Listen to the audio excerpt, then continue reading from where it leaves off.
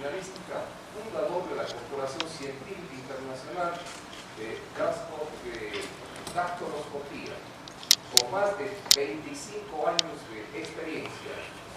Mi querido Samuel, estamos orgullosos de tenerte online. Hola, muy buenas. Sí, nosotros estamos organizando este seminario con 3 universidades importantes del Ecuador: la Universidad Internacional del Ecuador, la Universidad Central del Ecuador, la Pontificia Universidad Católica del Ecuador. La intención de este seminario, estimado Samuel, es generar por primera vez desde la academia una postura que implique un compromiso hacia soluciones y no solamente desde el punto de vista de la descripción de las circunstancias. Ayer habíamos comentado ya con algunos distinguidos conferencistas que el día de mañana vamos a trabajar para concluir este seminario con una propuesta a nivel latinoamericano, para no quedarnos en la descripción, sino dar un paso y ojalá decirle a Simón Bolívar: nosotros estamos aquí presentes en esta nueva independencia que tenemos que buscar por el beneficio de nuestra sociedad. Bienvenido, Samuel, un caluroso aplauso para él.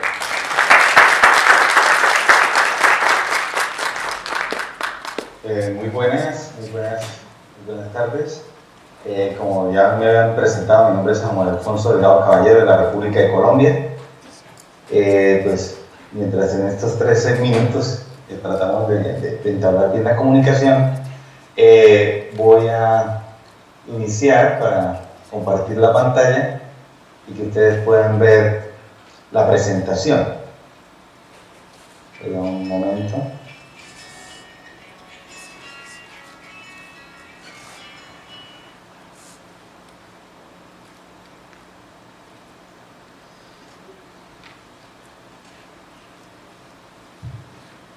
Ya espero que estén viendo mi monitor. ¿Sí se puede ver mi monitor? ¿Me pueden confirmar? ¿Sí? ¿Ya se ve el monitor? Ya, muchas gracias. Vamos a iniciar. Listo, entonces le damos inicio. La serie de la charla que voy a hablar sobre dactiloscopia consiste en el método ACED y el análisis por niveles, el nivel 1, nivel 2 y nivel 3, específicamente llegar al nivel microscópico. Vamos a mostrar, voy a presentar acá voy a hacer anticipo a un video para que ustedes lo puedan contemplar. Ya lo pongo.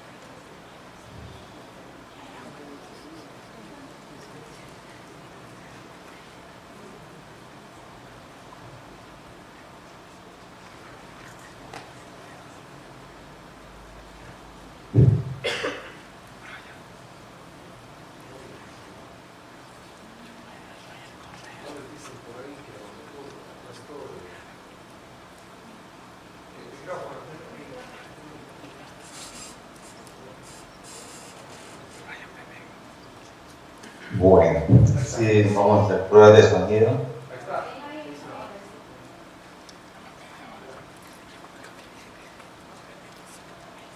Bueno, esto sí me pueden escuchar, me pueden mover las manos allá en el auditorio.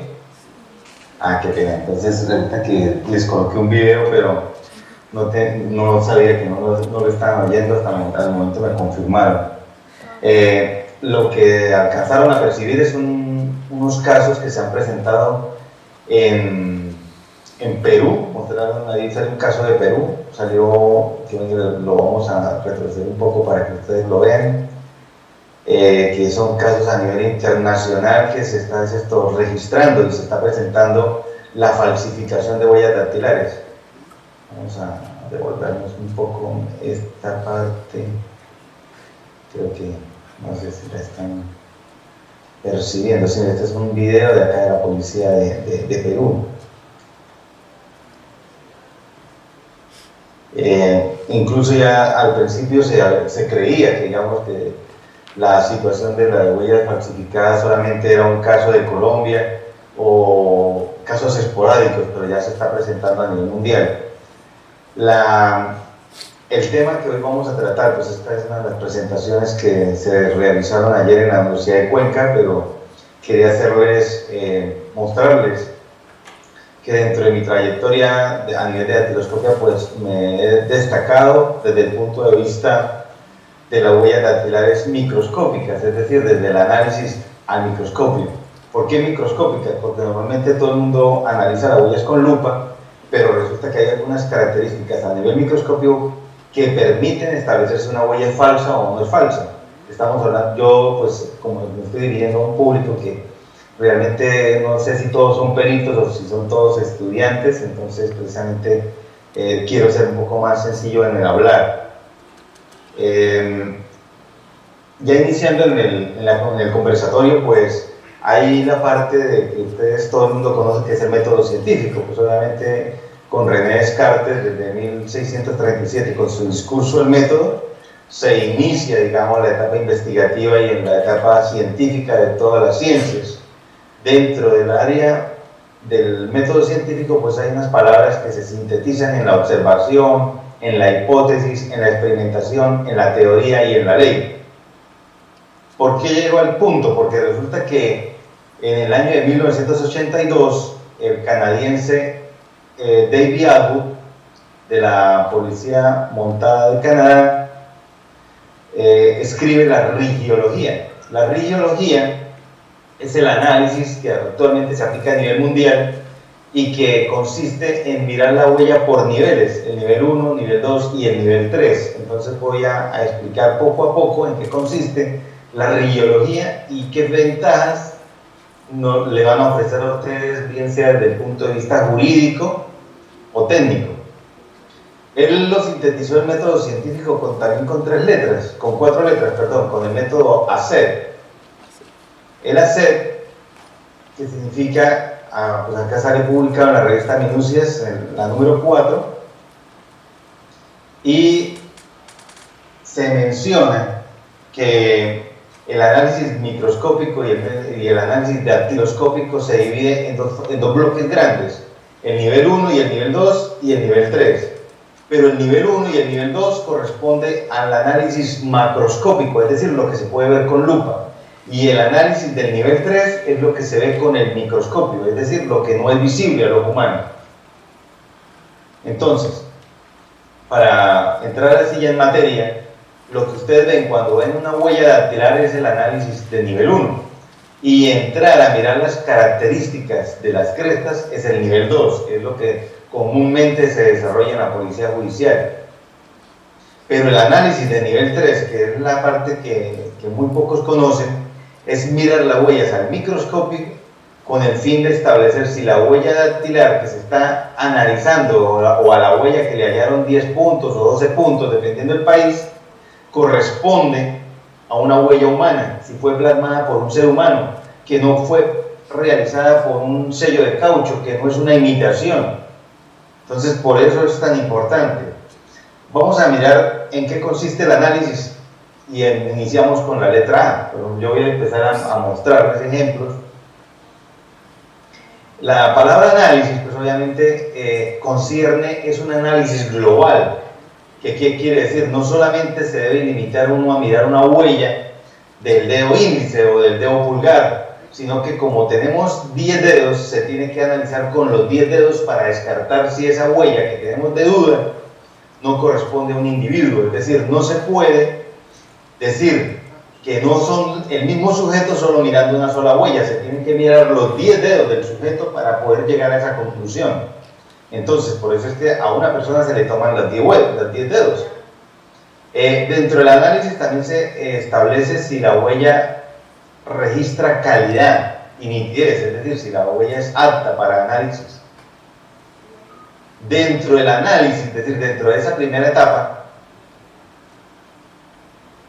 debemos también mirar las manos y mirar los pies, es decir, para establecer de que esta persona que vamos a identificar no tenga prótesis, no tenga, en la actualidad se pueden elaborar, se pueden fabricar dedos de caucho o dedos de silicona y de látex con relación a una perfección que tiene cabello, tiene huellas dactilares, es decir, aquí estamos viendo unas imágenes muy buenas de prótesis que se están elaborando en México y se están elaborando en Alemania. Son unas impresiones, son unas calidades excelentes que dentro del realismo pasan desapercibidos, y esa es la finalidad de esta prótesis, que la persona que posee una característica física de amputación pueda engañar o pueda no ser tan visible, digamos, el defecto físico, para que no tenga que darle explicaciones qué le pasó en la mano o qué le pasó en el pie. Pero a nivel de dactiloscopia sí nos importa analizar que esta persona no tenga dedos de caucho, en otras palabras. Ahora vamos a entrar a una etapa mucho más compleja. Cuando la persona, en este caso los delincuentes, estamos hablando de los criminales, optan por engañar a la justicia, se están sometiendo a microcirugías, a remover el pulpero del dedo, remueven el pulpero, como vamos aquí en la imagen número 2, y hay otro proceso, digamos, ahí se han pasado las etapas, es decir, ahí han habido médicos cirujanos que no tenían conocimiento de dactiloscopia y cometían errores, es decir, hacían solamente un intercambio de dedo, es decir, el dedo índice se la colocaban en el pulgar, o los de la huella de la mano izquierda se la pasaban a los de la mano derecha, pero ese tipo de procedimientos era muy fácilmente detectado, porque precisamente, como casi se puede decir que en matemática la ley conmutativa en este caso, el orden de los humanos no altera el total, pero el sistema AFIS sí los identificaba, es decir, a pesar de que ellos se sometían a grandes torturas, es decir, a esta cirugía, a esta microcirugía, de nada servía. ¿Por qué? Porque nuevamente los identificaban. Entonces, este es un ejemplo de lo que, digamos, de las primeras cirugías que se realizaron a nivel de los delincuentes. Luego ya pasaron a una etapa mucho más perfeccionista y mucho más corrigiendo los errores.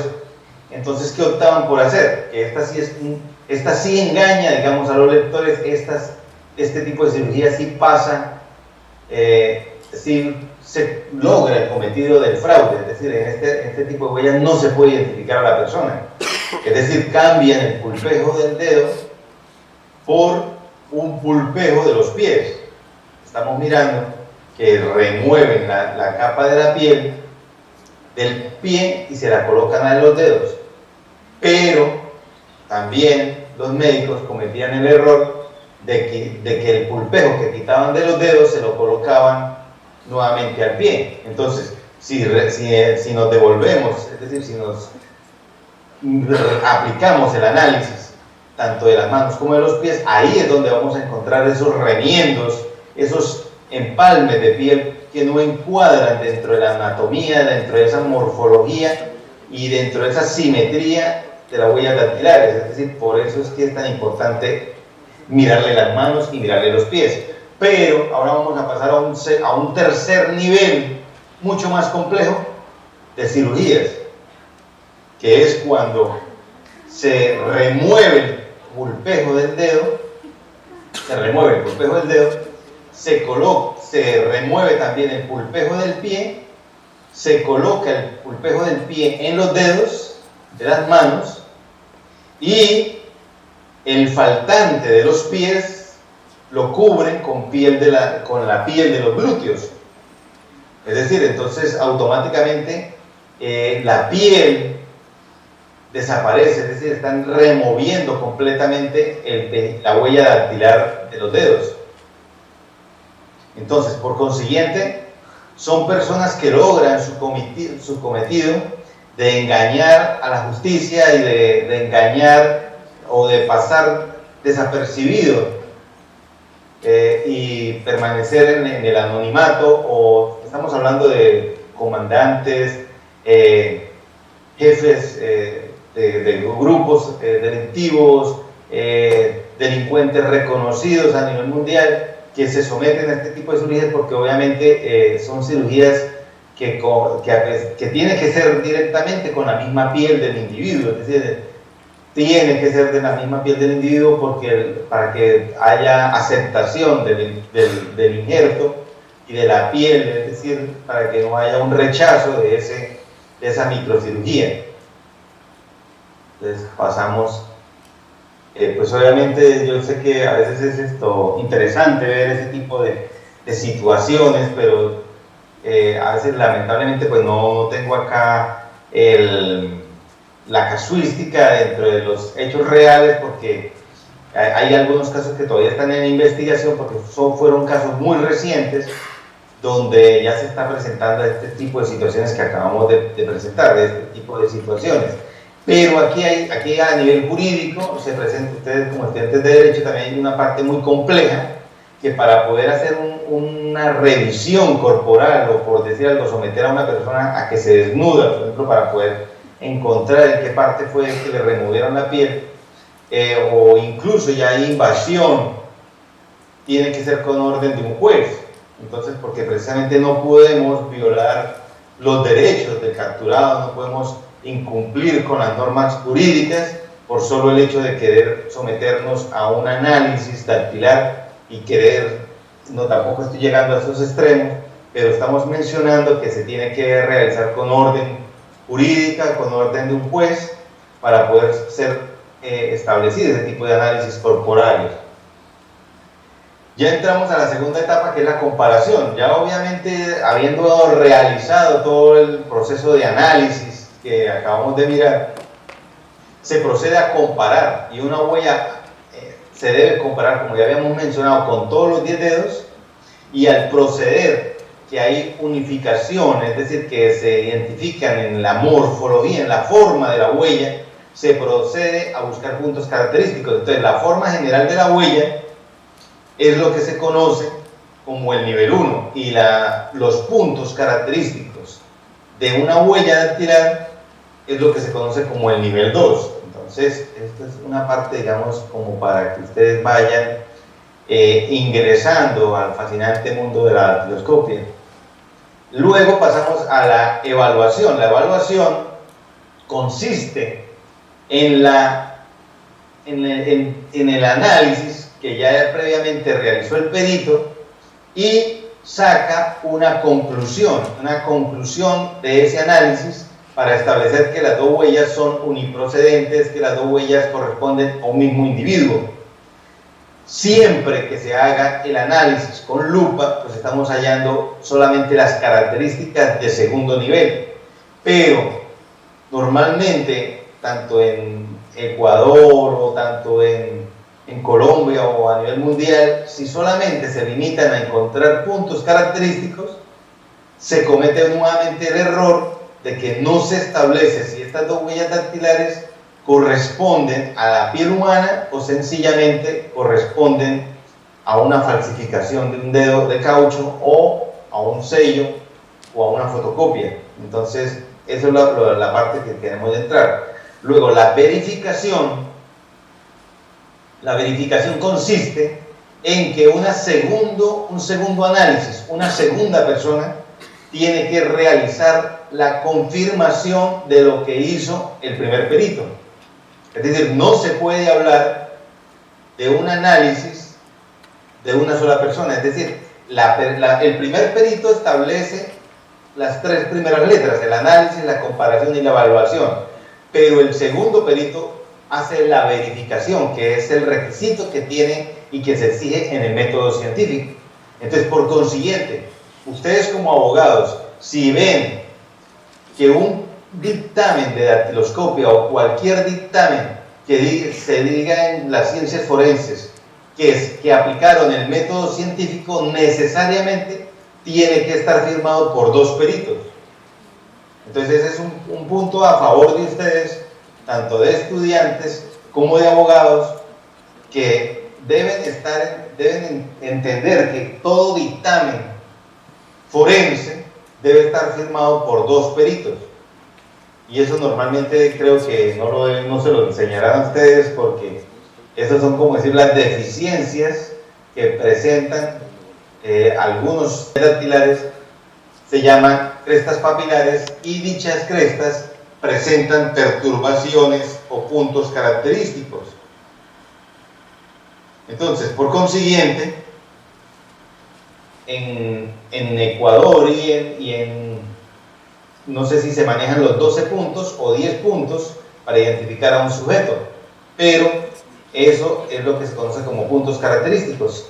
Ahora, cada punto tiene que estar relacionado con unos principios que se llaman el emplazamiento y la calidad, que es lo que vamos a entrar a mirar. ¿Qué es el emplazamiento? El emplazamiento es la ubicación de puntos característicos que hace el perito de una manera aleatoria, de una manera holística, es decir, dentro del área, dentro de cualquier parte de la huella que se esté analizando, y señalarlos e indicando a qué se está haciendo referencia. Ahora, cada punto característico es muy parecido a una estrella.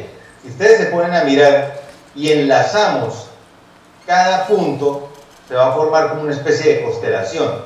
Entonces, cada persona, cada huella dactilar posee una constelación diferente. Es así para que ustedes más o menos me entiendan. Entonces, por eso es que la importancia de esa huella dactilar, que no se repite ni siquiera en el mismo individuo. Tenemos 10 huellas dactilares, 10 huellas diferentes, pero con una es suficiente para identificar a una persona. Entonces, por consiguiente, dentro de ese análisis que se llama emplazamiento, es la ubicación topográfica y morfológica de los puntos característicos. Volvemos a mostrar que si enlazamos cada punto que tiene la huella, se forma como una especie de constelación única dentro de ese patrón de huella que estamos analizando. Vamos a pasar a la parte del emplazamiento, que también está compuesta por la compensación y la fuerza del diseño. ¿Qué es la compensación? La compensación es lo que se llama dentro de la dactiloscopia cuando una cresta que se está señalando con la letra A y está en medio de 2 crestas, que precisamente para que haya esa letra A dentro de esas 2, es decir, hay 3 crestas, pero la continuidad de la cresta B que estamos mencionando, la continuidad de esas 2 crestas nuevamente vuelve y se cierra ese espacio. Entonces, al cerrar ese espacio, es lo que se llama compensar, es decir, el espacio faltante se compensó con el movimiento que realizó la cresta papilar desde su formación intrauterina. Es decir, estos ya son características permanentes del individuo. Es decir, estamos hablando que dentro del análisis que realiza el perito, la ciencia como tal nos permite establecer que ese punto característico corresponde a ese individuo, porque precisamente la compensación que encierra o engloba esas particularidades o esas crestas alrededor de ese punto juegan un papel fundamental, es decir, no solamente un punto característico se está señalando, sino que al mismo tiempo las crestas que están contiguas a ese punto característico sufrieron una morfología, un contorno que permite establecer que esa cresta se ubica ahí porque le dieron espacio. Es decir, esa es la parte o esa es la finalidad de la compensación. Vemos acá en toda parte de la huella se puede apreciar la compensación. Todos los puntos característicos reciben una compensación de los demás puntos. Es decir, no aparece un punto solo sin que los otros dos puntos contiguos tengan que correrse o darle espacio para que esa particularidad se haya formado de la vida intrauterina. Entonces, por eso es fundamental, y por eso acá estoy mostrándoles esas peculiaridades, esas características que se están señalando con los números 1, 2 y 3 o con las letras C, A, B y C, para indicar que cada característica recibe esa propiedad porque las demás y las que la circuncidan y que están junto a ella retienen y conllevan a que se tengan que desplazar o darle un espacio para que se pueda visibilizar. Luego sigue la fuerza del diseño. La fuerza del diseño es que cualquier parte de la huella que nosotros miremos tiene una dirección. Esas crestas toman una dirección, bien sea hacia arriba, hacia abajo, hacia el lado, hacia el centro. Pero esa dirección, esa pequeña área que estamos analizando, también nos permite ubicarnos con relación a la huella que estamos comparando. Es decir, no se puede hablar de que una sola parte de una huella que se está mirando no corresponde a la otra área, porque tiene que ser de la misma dirección de crestas. Es decir, ustedes pueden ver que estas dos son completamente diferentes, pero por eso precisamente el ejemplo, que un ejemplo para poder yo comparar la de la izquierda y buscarle puntos característicos tiene que tener esa misma forma de dirección del conjunto de todas las crestas para yo proceder a seguir buscando puntos característicos. De lo contrario no se asemejan, no tienen ninguna semejanza. Mira, acá estamos viendo mejor el ejemplo. Si pueden apreciar la de la imagen de izquierda, un lazo o una línea, una cresta papilar, viene de izquierda a derecha, va hasta el centro y vuelve y baja. Pero la que tenemos en el costado derecho se aprecia casi como un remolino o una espiral, que es lo que se llama el nombre correcto, que contiene dos deltas, si es bidelto o si es, dependiendo del sistema Henry canadiense, sería un verticilo. Pero dentro del método ACER, que es el que se aplica y el que aplica la Interpol a nivel mundial, es que las huellas dactilares en su núcleo, en su forma general, tienen que coincidir en el mismo nivel. Es decir, la de la izquierda es de un nivel 1 diferente a la de la derecha, que tiene un mismo nivel 1 pero son contrarias. Es decir, dentro de la forma no se asemejan, no son iguales, por consiguiente no se proceden a buscar puntos característicos, por consiguiente son dos huellas distintas. En eso consiste el análisis dactiloscópico. Mira, ahí estamos viendo con una gráfica, una forma de una línea para que ustedes puedan contemplar que son totalmente distintas. Entonces, por eso es que estamos hablando de que son dos huellas diferentes. Estamos en el análisis, estamos apenas en el análisis y en la comparación de esas dos huellas. Si son totalmente diferentes, mira, esta tiene una inclinación hacia la izquierda, esta la tiene hacia la derecha y esta la tiene hacia la izquierda, son contrarias, a pesar de que tienen mucha semejanza, pero a nivel dactiloscópico son totalmente distintas. Esto lo estamos mirando únicamente con la lupa, es decir, estamos en el análisis del nivel 1 y del nivel 2. Volvemos a tener otro ejemplo. Mira acá, el espiral la cresta sube y nuevamente llega al núcleo y vuelve y baja y vuelve y asciende. Es decir, ese recorrido, cualquier parte pequeña que nosotros tomemos de esta inmensidad de huella, porque cada huella es un universo, por consiguiente, tiene un área completamente distinta. Cualquier parte de la huella que nosotros analicemos dentro de la misma huella no se repite. Es decir, cada fragmento, cada área, cada milímetro cuadrado que nosotros tomemos de una huella dactilar no se repite dentro de la misma huella, es decir, es única. Entonces, por eso es que cualquier parte de la huella que nosotros tomemos nos sirve para identificar a una persona. No se requiere la huella completa, puede ser un fragmento. Por eso es que ahora vamos a mirar que ese universo de características no solamente se traslada al nivel macroscópico, es decir, no solamente con la lupa, sino que al nivel microscópico hay una infinidad de detalles que también son puntos característicos. Por consiguiente, los puntos característicos no solamente se deben hablar de puntos característicos en el nivel 1 y en el nivel 2, sino que hay puntos característicos a nivel microscópico, que eso es lo que no se está haciendo a nivel mundial, que no se está haciendo a nivel latinoamericano, y que precisamente me ha permitido, digamos, compartir el conocimiento en estos congresos. He sido, digamos, reconocido a nivel internacional precisamente por mis estudios a nivel microscópico.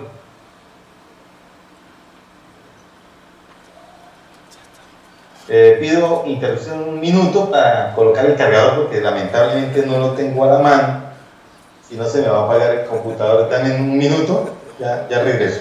Un aplauso, por favor.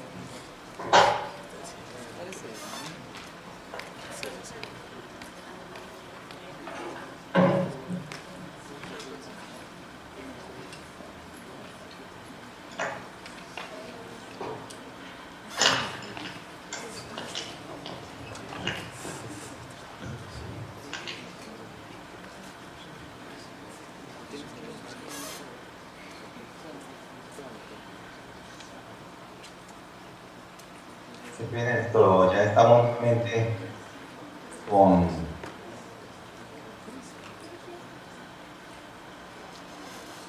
el procedimiento. Es que se me había, por los afanes, como si no había listado el cargador. Qué pena. Esto, continuando con la conferencia, quería explicarles de que la huella dactilar, por cualquier parte que nosotros la analicemos, por cualquier pequeño sector que nosotros estemos analizando, es totalmente distinta dentro de ese mismo contorno y dentro de ese mismo sector, dentro de esa misma huella, no se repiten. Es decir, cada pedazo, cada corte de la huella dactilar se traslada independientemente, es decir, cada parte de la huella no se repite entre sí. Por eso es que es tan complejo, por eso se asemeja casi como a un código de barras, como a una infinidad de puntos, como a una infinidad de constelaciones. La calidad que hacemos referencia dentro de lo que es esto que se menciona dentro del método ACEP, pues se menciona precisamente es a la calidad de la huella dactilar. Una huella, un empaste, un manchón, no se puede analizar, o ahora que la tecnología está avanzando, hay programas de mejoramiento de imagen, hay programas de optimización de imágenes que permiten en algunos casos recuperar la huella dactilar a una óptima calidad. Entonces, por consiguiente, ahora los peritos, ahora los criminalísticos, ahora las ciencias forenses no se pueden estar perdiendo la oportunidad de capturar a alguien o de reconocerle la libertad a alguien porque hay tecnología que permite llegar hasta ciertos límites. Entonces, siempre y cuando la tecnología no lo permita, debemos, como criminalísticos, utilizar cualquier herramienta que exista, cualquier adquisición que exista para mejorar la huella. Es decir, no podemos limitarnos a analizar una huella y decir no sirve, sino actualmente hay tecnología que permite optimizar las imágenes. Mira, aquí vemos que pequeños fragmentos como la letra B, donde se hallan ciertas áreas en análisis, nosotros podemos, incluso la letra E, reconstruir, digamos, de una manera gráfica el área que se está detallando o se está analizando. Esos son programas como el programa AFIS, que es el Sistema Automatizado de Huellas Dactilares, que casi todas las policías del mundo tienen. Las ciencias forenses y los peritos dactiloscopistas, los peritos papiloscópicos en cada país cuentan con esas herramientas. Ahora, nuevamente, pues estamos llegando aquí hasta ya para ir cerrando el método holístico. Estamos hablando ahora sí, entramos al nivel 3, que es el análisis al microscopio. Esto que ustedes están percibiendo acá son imágenes obtenidas por el microscopio. Precisamente no se perciben con la lupa. Se podrán ver muy pequeños esas características, pero se requiere del microscopio. Entonces, por eso, cada punto, cada poro que ustedes ven acá sobre esta línea, esas crestas papilares, se habla de que casi en 1 milímetro, estamos hablando de una mínima cantidad, se pueden contener 10 poros. Entonces, estamos hablando de una sola línea, de un solo pedazo, a nivel lineal, de 1 milímetro, puede contener 10 poros. Entonces, háganse a la idea de qué cantidad puede tener de poros una huella dactilar. Entonces, ahora, si cada poro lo estamos mirando a nivel individual y cada poro está ubicado estratégicamente dentro de la cresta, porque no es que son lineales, no es que sean totalmente morfológicos dentro del punto de vista que sean repetitivos, es lo que yo quiero entrar a decir, son únicos cada poro estratégicamente ubicados dentro de la cresta. Entonces, por consiguiente, ofrecen una característica individual que al ser sumados dentro de la misma cresta nos da un rango elevado de identificación. Esto ya lo había dicho Edmund Alexander Lockhart en 1911. Por eso, gracias a la tecnología, digamos, gracias al internet, gracias también a las ciencias forenses, se han permitido, digamos, compartir estos conocimientos tanto con ustedes como en las publicaciones que aparecen a nivel global. Ya hay teoría donde el que más expone sobre las características de los poros, sobre la identificación microscópica de las huellas dactilares, es Samuel Delgado. En este caso, pues, quien les está hablando. Pues sencillamente esto me he apasionado y le he encontrado razón de ser a la como yo la llamo, a la microdactiloscopia. Entonces, precisamente, este universo que tenemos en una huella dactilar, en una pequeña área, en una pequeña porción de milímetros, nos permite identificar también a una persona. ¿Por qué? Porque los poros están relacionados con el nivel 2, es decir, con las características macroscópicas. Es decir, los poros no están colocados al azar, es decir, ellos están estratégicamente colocados sobre las crestas. Y por consiguiente, si yo tengo crestas, tengo poros. Ahora, obviamente que también influye la calidad, la sudoración. Todo va ligado, igual que una huella dactilar, tiene que tener calidad y nitidez. Pero los poros son muy bendecidos porque son millares que se encuentran y que se hallan localizados en una huella dactilar. Aparte de eso, nos permiten establecer si la huella dactilar proviene de la piel humana o no proviene de la piel humana.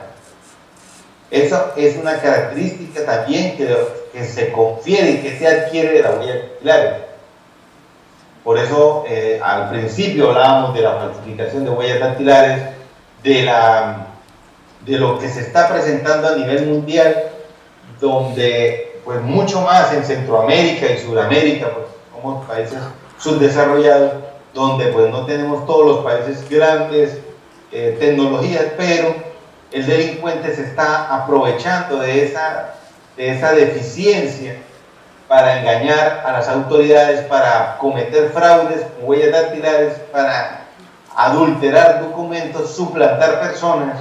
Entonces, precisamente en ese punto fundamental se compromete con la dactiloscopia y con la microdactiloscopia. Entonces, vuelvo y menciono que los poros poseen esa estructura geométrica igual que los puntos característicos macro, es decir, lo que nosotros vemos en la lupa también se registra a nivel microscópico, es decir, los poros poseen esa misma simetría individual de la huella dactilar, es decir, permiten identificar a una persona a nivel simétrico. Entonces, por eso es fundamental que el número mínimo de puntos característicos, se habla de que estamos haciendo referencia. En mi país, en Colombia, se utilizan 10 puntos. En Chile, en Argentina se manejan 12, yo creo que en Ecuador también se debe manejar 12 puntos. Entonces, ¿qué es lo que ocurre? Que mientras existe ese número mínimo de puntos característicos, es un límite y es una barrera para emplear y utilizar la microscopía. ¿Por qué? Porque si a una huella, para que sea apta o para que se pueda realizar un cotejo, tiene que tener mínimo 10 puntos, sabiendo que la microscopía no requiere de 10 puntos, sino que a nivel microscópico podemos tener como 4, 5, 6 puntos característicos para poder analizar ese universo que tenemos ahí en el microscopio, donde por milímetro, casi con 2 milímetros, podemos resumir y llegar a alcanzar a sumar más de 40 poros, que es lo mínimo que se necesita también a nivel de microscopía para poder establecer de que una huella se identifica con la otra, es decir, mínimo 40 poros, pero estamos hablando que hay miles de poros. Entonces, eso es lo que se está perdiendo en la utilización de la policía judicial, es decir, muchas huellas dactilares, muchas huellas que se descartan solamente porque no tiene el número mínimo de puntos característicos, se desechan y se pierde esa oportunidad de identificar criminales. Los que están perdiendo es la justicia, los que están perdiendo es la policía judicial, y los que están ganando son los delincuentes. Entonces, precisamente mientras pasan 10 años, porque ya en esta época, ya este año estamos cumpliendo, yo estoy cumpliendo 10 años de haber sacado la teoría. Esta teoría que ustedes están escuchando salió hace 10 años, salió en el año 2008. Por eso yo no puedo desaprovechar esa oportunidad que me dan las universidades y la herramienta que está ofreciendo el Internet de poder yo estar con ustedes gracias al Skype, gracias al decano y gracias a la universidad que me abrieron sus puertas para llegarles a ustedes y darles este mensaje, decirles que hace 10 años se está utilizando esto y ya se está empleando en Brasil, ya se está empleando en Argentina, pero hay muchos países sudamericanos que ni siquiera lo conocen. Entonces, ¿qué ocurre? ¿Qué es lo que está pasando? Pues desafortunadamente a veces ocurre de que como es una teoría de mi autoría que yo trato de compartir y trato de regalar, casi como decir, está disponible en Internet, pero lamentablemente las policías judiciales no están dando ese tipo de capacitación. Esta información que ustedes están recibiendo no la tienen los policías en algunos países porque no se les dicta ese tipo de capacitación. No hay especialistas en el nivel 3. No hay especialistas sobre poroscopia, es decir, es un campo muy marcado por falta de capacitación. Entonces, precisamente, es la capacitación que requiere la policía. Este tipo de formación especializada la requiere a mano llena la policía. Por eso el mensaje es, tanto en las universidades, ojalá pudiesen dar, pues esto no se puede hablar en solamente 45 minutos o en una hora, se requiere días completos, por lo menos una capacitación de una semana para instruir a los policías, a los peritos, que ya llevan 20 o 30 años en la dactiloscopia, pero es que desconocen lo que es la microdactiloscopia, precisamente porque gracias a nivel mundial, pues yo soy el autor, pues obviamente yo tengo y tendría que dar ese tipo de capacitación a esos peritos. Entonces ya casi como se dice, para terminar, pues voy a concluir hasta acá, para darle el espacio a ustedes para que me formulen algún tipo de preguntas, y con gusto, si está en mi conocimiento, se las respondo. Previo a eso, un aplauso.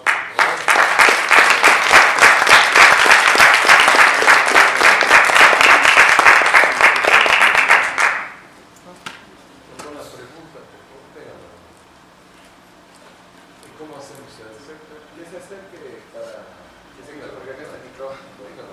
Sí, ya escucho. ¿Me escucha ahí?